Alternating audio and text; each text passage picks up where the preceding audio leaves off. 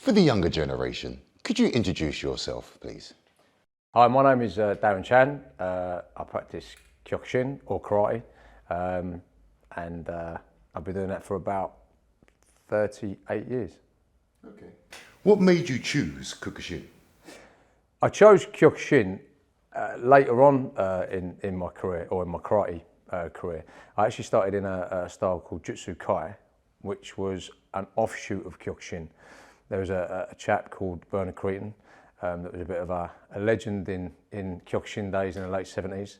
And he broke away from the BKK and formed his own style. So although it's called Jutsu Kai, it was Kyokushin with a different badge on. So when he moved to Denmark and things sort of slowed down a little bit in terms of Jutsu Kai here, I found myself going into Kyokushin where it all started and began.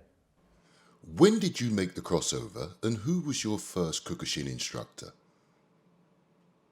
When I decided to follow Kyokushin path, my instructor from Jutsu Kai at the time, the area instructor, Rick McElroy, had just been beaten by a guy called Michael Thompson that many Kyokushin practitioners would know.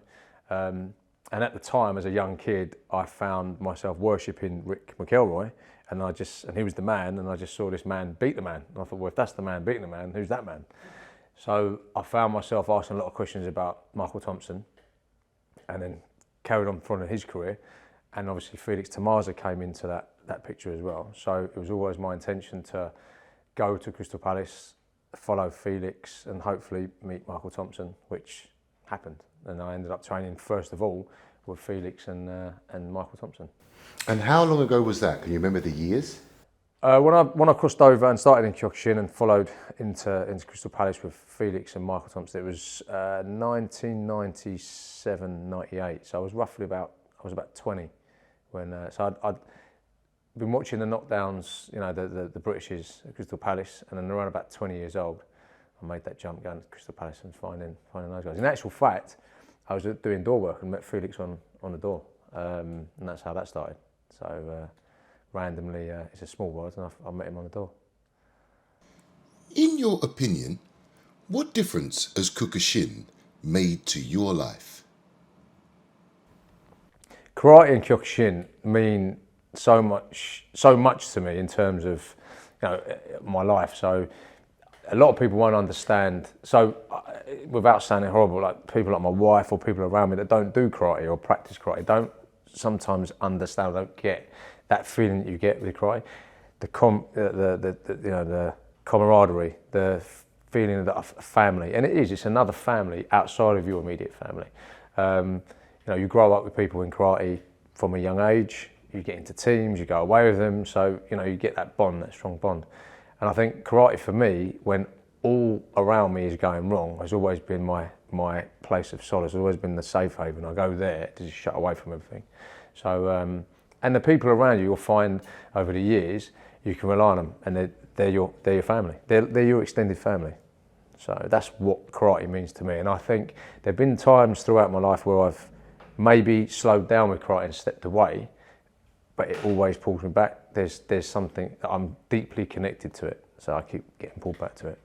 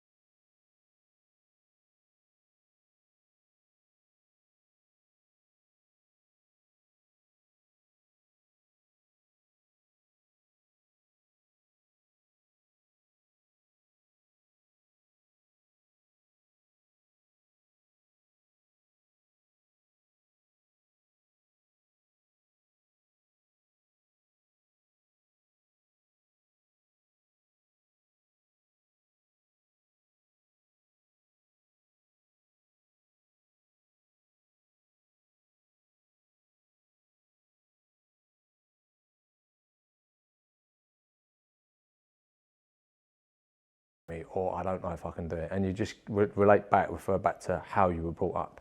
And when you're brought up with karate, and when it's in your DNA like that, you then start to look at your life in other aspects and use that same ideology and that same ethos with everything you do. Sounds brilliant. Could you translate that? What advice would you give to younger Darren Chan or any young person coming into Kyokushin, along the sides of what it gives you and how it can help their own business? What advice would you say to a younger version of yourself? If I was to give advice to a younger Darren Chan, it would definitely be the moments that you were with yourself where you thought, you know, it's going wrong and you're doubting yourself. That's just part of life, and it's going to make you a better person. So you never fail, you just fall. When you make fall forward, you fall forward and it makes you a better person. So all the times that you didn't achieve what you wanted to achieve, you ended up looking at yourself a lot more and trying to change things. And when you look back on that, you think, actually, they were my biggest learning curves, and I actually became better because of it. So if I was to look back and tell a younger Darren Chan what to do or how you would cope with stuff, it would be, don't let pressure take over passion. Always keep the passion there. Don't let pressure overrule you. And that's something that Timmy and Paula Warden said to me, pressure over passion. And I think any entrepreneur, you know, anyone out there trying to start a business, just follow your heart. Just follow your heart and don't give up and take a chance. And I think with knockdown, karate, anyone competing, and I think with business, when you are there and you are all right to take a chance, or you want to take a chance, and you believe in yourself, and you think, right, and all around you might not believe in you. All around you might think, hey, I don't think you're going to do that. If you believe in yourself and you follow your heart, you're not going to go too wrong. Fantastic advice. And with that advice, I've seen you following your passion, and you know, I've seen you connected to some high-profile athletes. Could you just give me a couple of background stories around your boxing training with David Hay, how you know George Groves? Expand on that. Fortunately, because of the karate that I've done in the past, and following in the sort of in line with fitness and, you know, in gyms and stuff, I was lucky enough to meet, you know, some world-class athletes. David Hay, being one, George Groves, Andy Lee, and these were, you know, very high-profile athletes in terms of amateur that switched over to pro. And, you know, those that know David Hay and George Groves, Andy Lee, they all became world champions in their own right, as well as many other titles as well. In fact, David, two-weight world champion. Fortunately, because of, some would say maybe luck, I would say you make your own luck, but I got into contact, I met these guys when David was actually 19 when he first sort of came into my life, and I kept in contact with his trainer, his then trainer, and over a few years we'd come back into contact with each other, and the then trainer saw some of the methods that I was using in training, and what he liked was, although I boxed as well as a kid, and you know, I'd done kickboxing and stuff like that, he liked some of the strength and conditioning stuff I was doing. Actually liked the karate knockdown style of training and the conditioning, and was like, well, if you guys are taking kicks and punches without any gloves on and able to take that, how are these boxers getting hurt with gloves on? I want a bit of that. So I was like, okay, well, let's do some work together. So that's how that happened. And what happened then was where, again, with karate and would you say kata and stuff like that, I've always been a kid that you show me something a few times and I'm able to do it. Maybe not perfectly, but I'm able to follow instruction, and I'm a visual guy. And that really served me well in the boxing, because the trainer then, Adam Booth at the time, would show me a combination on the pads. And I think, again, from karate, you are told to do something, you do it. This is what you do, I want you to do that. And because I was good at that and just listened, I was able to follow the instruction with the pads. And I think, again, because of the karate and what you're taught, your body's in tune to, this is what I want you to do, okay, that's what I've got to do. And I was able to pick up his way of training the boxers, so much so he took me on as an assistant coach. And so whilst following my dream doing karate, going around the world doing that, I had another dream come true where I was then working with pro boxers, going around the world, and boxing is something I love watching anyway.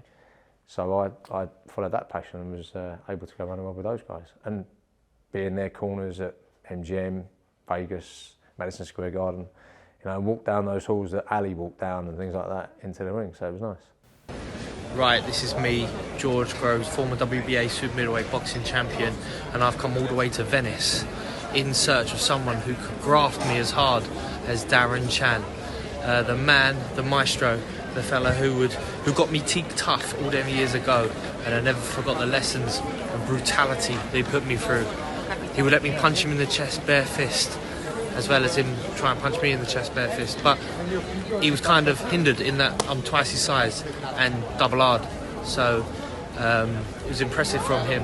I've always been a keen admirer of Darren. I love his old school meets new school method. His knowledge of the fight game is vast and brilliant, and he was perfect at adapting his qualities from mixed martial arts into my world, which was boxing.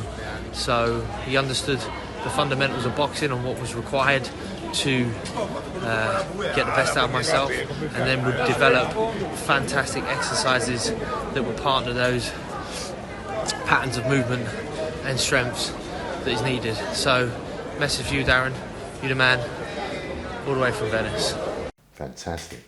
Would you, just to elaborate on your travels around the world, have you ever in your life gone to Japan? Have you ever done any training over there? Is there any, have you been to that, any side of the world to perfect your skills? Obviously doing karate and fighting for GB for a long time, I was given many opportunities to go around the world. And it was a perfect catalyst for travelling around the world. So, you know, at the time, Mum and Dad couldn't afford to take me around the world, but karate served me well because it allowed me to do that, and that it was paid for as well, which is even better. Unfortunately, you know, there's many places that, you know, I wanted to fight. I was selected to fight in Japan a few times, but money and injuries actually prevented it. So I think 3 times I was maybe nearly going to Japan, and I always overtrained. Maybe going back, something I could tell a young Darren Chan is don't overtrain all the time. Less is more. And I was always getting injured. And what would happen was it would affect my training. So I was either injured on the mat or injured training for an event. And a couple of times I didn't happen to make the flight to Japan because I was just too injured. Which, now being retired, gutted about. So I think as a karate practitioner, you always want to go back to the home of where it's at, you know, Sosai Oyama and things like that, and visit those places that they've sort of done the karate and the histories come from. And when I look at my teammates and friends that have done that, I just sit there with admiration for them, but also a little bit of sadness that I never actually got to do that. So, never say never. Maybe not competing in Japan, maybe I'm a little bit too old for that. I don't know, there's veteran stuff now. But definitely it's on the agenda. It's definitely on the bucket list to go and do it. So, one day. I wish you well, mate. I really do. And elaborating on the injuries, they're a significant part of most athletes' career. And it's very easy to get injured. I remember a major injury to the World Championship boxer David Hay, and you was in his corner. Can you elaborate on how that affects you as an elite athlete? With obviously getting a lot of injuries with the training, I mean, and doing things like knockdown, where it is, some would say it's barbaric. You know, you know, when you actually look at what knockdown is, you know, where you're hitting each other the way you do, your body's going to break down, and as you get older, it breaks down a lot more. At a younger age, I didn't really know how to cope with injuries. I didn't really listen. That's being young, and I think most young people don't. And you just carry on training. That's the thing you do, you just train. As I got older, I had to be a little bit more scientific with training, and working around the injuries, and I think having the teams around me that I had with the boxing and the fitness, I'd always be around people that knew a lot of advice, could give me advice and knew a lot of things like physios and osteopaths and stuff. So I started to learn more of this stuff about the aftercare, you know, the pre-season stuff, the importance of, you know, working your core, working this, working that, to then go out and perform. And I'm not saying karate doesn't give you that. In my experience and in my opinion, there was a lot of knowledgeable people in karate. What I found in my past is that someone gets a black belt and that instantly makes them someone that knows about rehab, someone knows about injuries, someone knows about this, someone knows about, and it's not always the right advice. So what I found is I was around specialists that are specialised in that field. So with all these injuries that I had, I started to learn a little bit more, which sent me into sports therapy. I actually started a degree in osteopathy, but that got blown out because of the karate stuff, so I couldn't do both. But I started to educate myself more in that. So I actually started to get better with training and not overtraining and injury prevention and rehab in my later career, my later life. So then when I started to work with the boxers, a lot of these guys and girls would just think about training and then wouldn't think about all the other aspects around it. And I found that because of my mistakes and because of the stuff that I went through, I was able to give them advice and point them in the right direction. Sadly, if you were to take someone like David, he's such an explosive athlete, you know, and I found that a lot of stuff that I was doing in my training, I was able to make that crossover with David and George Groves, Andy Lee, and show them a lot of stuff with the conditioning and things like that. But unfortunately, as I found myself, as you get older and you put your body through all of that training, you know, and you visit that well every time to go and fight, there's only so much the body can take. This is David Haye, aka the Haymaker, former Cruiserweight Unified Champion, former Heavyweight Champion of the world. I want to give a big shout out to Darren Chan. Darren Chan actually started working on Team Haymaker many years ago, bringing an absolute beautiful new element to the table. You know, the freestyle karate world, you know, the Kyokushin teachings and trainings, intertwined it with the boxing, and it gave me a massive advantage over anybody else. And also Darren was a very good learner. He worked alongside some of the best coaches in the world and was able to absorb what they brought to the table. Not only that, they ended up taking a lot of the teachings, a lot of the training methods that he worked with me. They're now using those with their fighters. So Darren's a man. If you ever want to get yourself into some crazy condition, give him a shout. You know, for instance, David, things happen without you knowing, and things that are just thrown at you. So if you remember, David Haye fought Tony Bellew, 02 Arena, 2017. His Achilles snapped during the fight. So one of the things that we're taught in Kyokushin, you know, you never give up, you carry on, the mental aspect of things. So I remember him coming back to the corner, and we actually thought he'd had a cramp. And he came back to the corner and he said, "No, my Achilles is gone." And I remember saying to him, "You've got the best head movement in the game, and you've got one or two options: either stop or you go out and shield." And I think that's something that we're all taught in Kyokushin. If you're definitely competing, you go out and shield, you know. And so he did that. And I mean, anyone that remembered that fight, he did that. Now, I've called my business 8-7 Fitness, and it's after the Japanese proverb, fall down 7, get up 8. So that's a famous Japanese proverb about never giving up. And if you look at that, that is the epitome of never giving up, because the man had one leg and still didn't give up.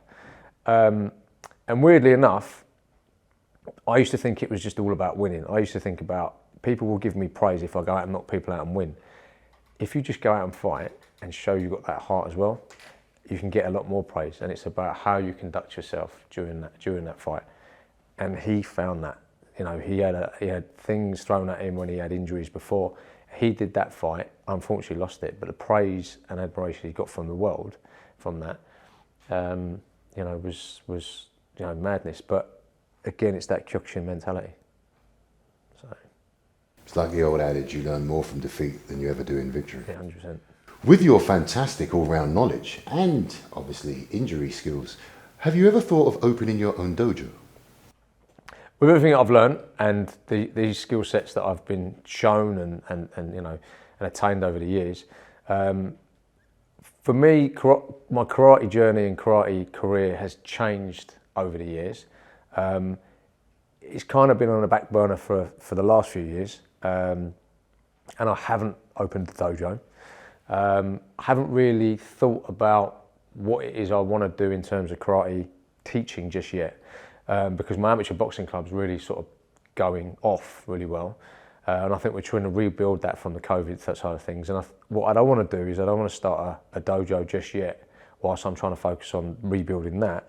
and not spend the right time on any of it, sort of spread myself a bit too thin. There is going to be a point though where I do open a dojo.